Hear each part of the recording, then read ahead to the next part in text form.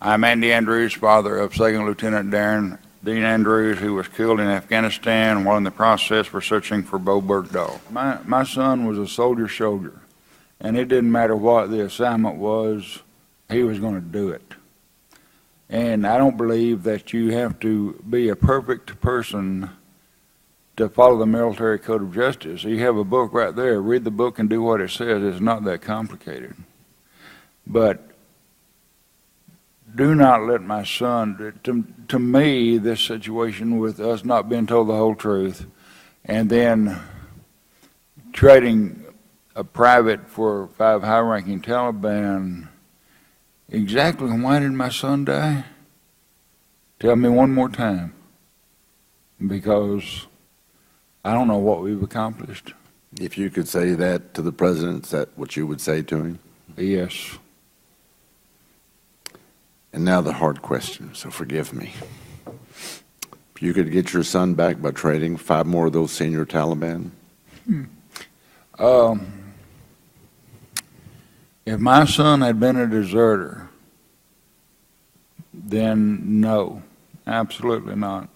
But my son was a man of honor, and I would do almost anything. Thank you, folks. Mr. Chairman, I yield back. The facts tell me that Bergdahl desertion was premeditated. He had a plan and was trying to justify it in his head. How long he had planned this, I do not know, but it is clear to me that he had a plan and executed it. Countless people looked for him when he went missing, putting their own lives on the line for his. Combat is difficult. The only thing you can count on as combat is the commitment of your fellow American. Knowing that someone you needed to trust deserted you in war and did so on his own free will is the ultimate betrayal.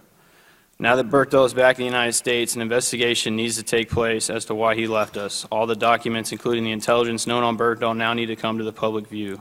Americans need to also see the original investigation on Bergdahl's desertion. You should not be able to desert your fellow Americans without consequences. Bo Bergdahl should not be characterized as having served with honor and distinction. Any armed service member who violates UCMJ gets punished. Bergdahl should not be an exception. If Bergdahl hadn't deserted us, then he would have never been held in captivity. In my opinion, Bo Bergdahl needs to be charged with desertion, missing movement, disrespect towards superior commissioned officer, insubordinate conduct towards non-commissioned officer, failure to obey order or regulation, misbehavior before the enemy, and misconduct as prisoner.